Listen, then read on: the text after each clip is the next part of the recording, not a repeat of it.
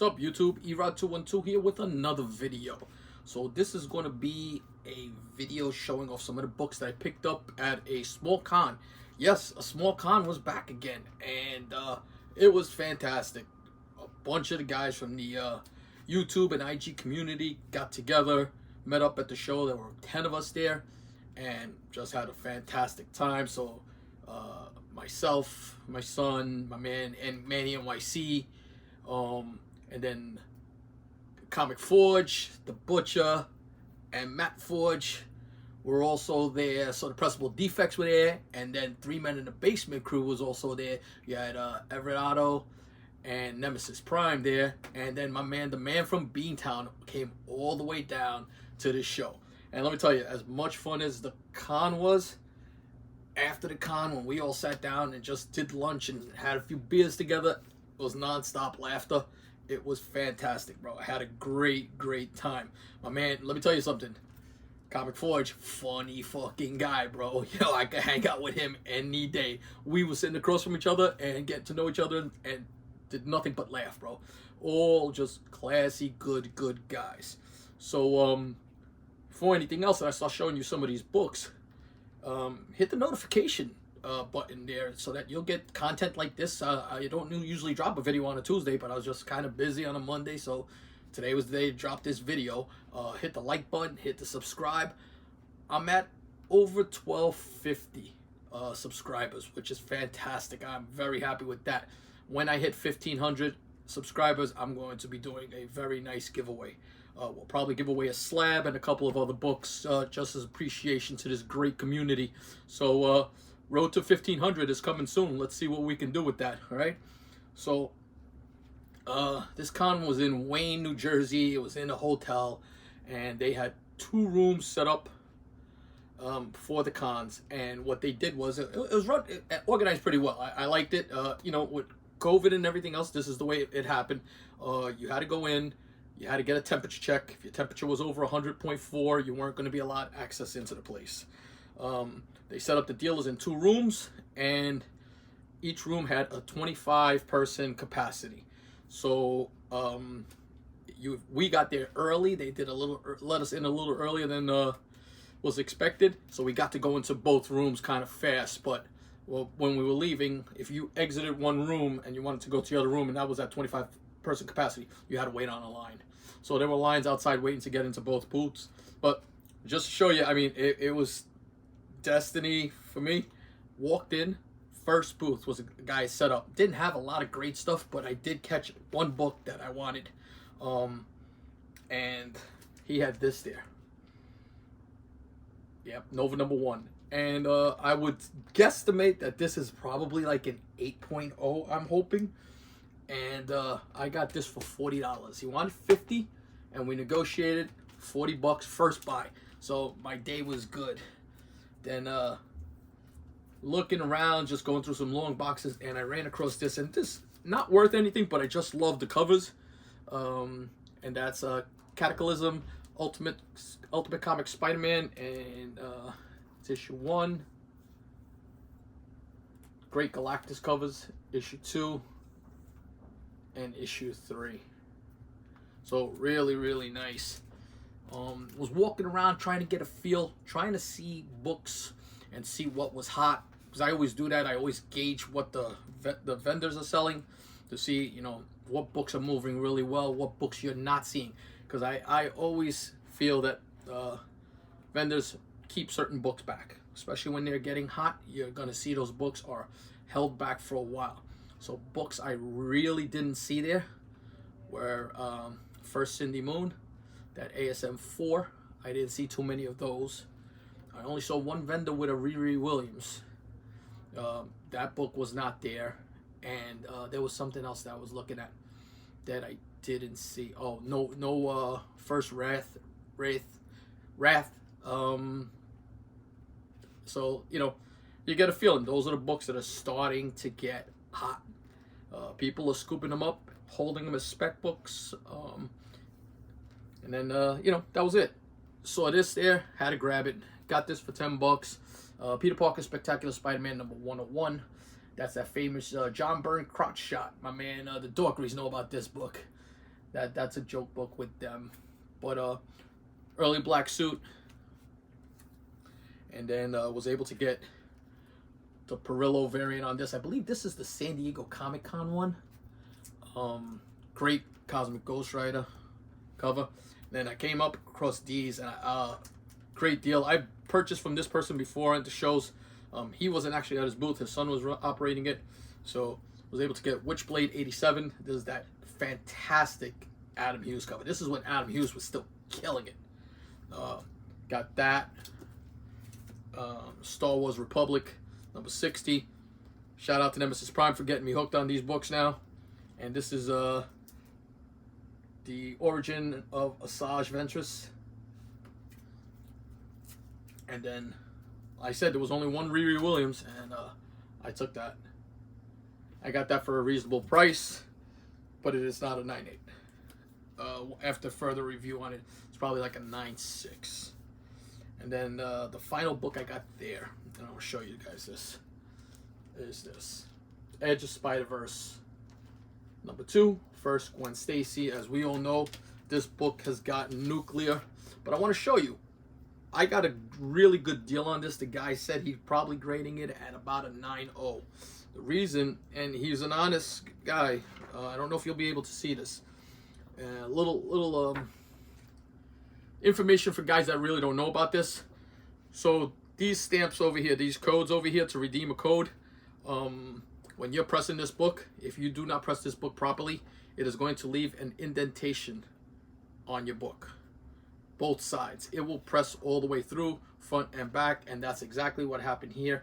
This book was improperly pressed to where it left indentations. It has a little color loss right there. I'm hoping that when they're reviewing the pages, they don't realize that. But and the indentations go through the book, so all throughout the book, just through.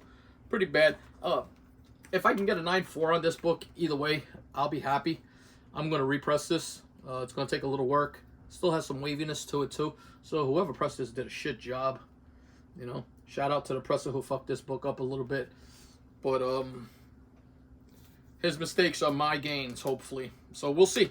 It's a little project to play with. I like doing those things like that, picking up projects, just seeing what's going on. So then that was my haul for the show. After the show, we decided Zap Comics was 10 minutes away. So let's take a ride to Zap Comics. So we get to Zap Comics, and here goes another story. We get to Zap Comics. I pull up. Nemesis Prime pulls up. We're outside talking. And Manny NYC pulls up. And we're waiting. And we're waiting. It's a 10-minute ride. Remember that? 15 minutes. 20 minutes. Where the fuck is everybody? Get on the phone. Call my man the butcher. Like, yo, where the fuck are you? Sure as shit, they followed Otto. We should all know better than that. My man Otto got lost. So they went the wrong route. But anyway, all jokes aside, 20 minutes later, everybody was there. We met up. They only had, I think it was a 6-person capacity in the store, or a 10-person capacity in the store at the time. So we had to take turns going in there. But was going through some boxes and came across that, which has just become a hot book. Take a look at that. Look this book up right now. Venom Sinner Takes All, number 2. And then this was also there. And for the price I got it for, and yes, that's the price I got it for, Immortal Hulk number 2. This is the 4-print variant. This book has gotten really hot. It's probably like a $30 book. They had it on the shelf for $12. And then was talking to Matt Forge, and he pulled this out and showed it to me. And I was like, oh man, I buy this book every time. And I asked him, and he was so gracious. He was like, nah, bro, I'm good. I don't collect it. I was like, you sure? And, you know, it has some value to it. He's like, nope. And got this. So much fun variant for X-Men number 221, First Mr. Sinister. Probably like an 8.0 copy. But this is the rarer of all of the 221s. Rarer than the newsstand and everything else. I've done some videos before, spoke about it. But So Much Fun was a toy store, and these books were included in some type of a toy promotion. They did 3 books for Marvel, 2 or 3 for DC, and then I believe it was like 2 Archie books that were also done. So if you find this in a 9.8, go on GPA, look this book up in a 9.8 and a 9.6, and you'll see what I'm talking about. Great book to have. And then the last book, the store graded this as a 9.4. I thought I might be able to fix it up a little better, so I paid the price that they wanted for a 9.4, and it's a really nice copy of Saga #1. So let's see if I was able to do this justice and get higher than a 9.4. So that was my whole video for the con and, you know, the after con. But like I said, just a fantastic time hanging out with all of these guys. Also hit a flea market day before, and I found Terminator #4, #3, and these are the Dark Horse issues, #2. These are really nice, and #1. Couldn't pass them up. Had to take them. 50 Countdown, just an iconic Joker cover. Couldn't leave that. Amazing Spider-Man 570 variant cover. 52 Week 12, First Isis. ASM 671, that Humberto Ramos cover. So I'll put this up, and this book has a little bit of worth. It's Shadow Man #0. This is the gold foil variant, so grab that. And Sensational She-Hulk #3, that iconic John Byrne run, you know, the Joe Brump issue and all of those. This is the one with Spider-Man. And Dark Horse Presents #36. This is the first Aliens versus Predator. This book is really fucking clean. All of those were $1 finds in the flea market. And then I found this, X-Men 244, couldn't let it go. First Jubilee. Venom #1 from the Donny Cates run. Everything Venom is hot right now. And then this was, I was really shocked to find this one. This was nice. Sensational She-Hulk #1, and it's the newsstand. So really nice. And the last book I found there was iconic Jack Kirby, Black Panther #1. It's probably like a 4.0 copy. Has a stain in the back, but this book will definitely benefit from a press. Maybe a 5.0. What else? Oh yeah, like I said, I tell everybody all the time, let everybody know you're the comic guy. And I met a guy at the post office, and we were talking about comics, and I've been buying books off him little by little. So I just purchased, if you saw, I purchased X-Men 95 through 110, I believe it was. Well, here we go. 111, 112, 113. Another copy of 113. This is the lower grade one. 114, 115, 116, 117, 118, 119, and the banger right there, first cameo of Alpha Flight, #120. Probably like an 8.0 copy. Nice book. Nice book.